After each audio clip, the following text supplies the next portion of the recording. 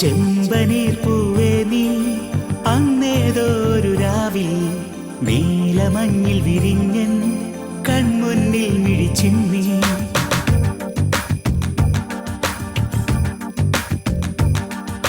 ചെമ്പനീർ പൂവേ നീ അന്നേതോരു രാവിൽ നീലമഞ്ഞിൽ വിരിഞ്ഞൻ കൺമുന്നിൽ മിഴിച്ചിന്നി.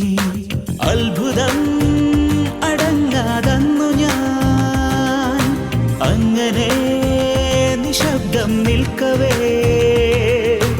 എങ്ങുപോയി പ്രകാശം നല്ല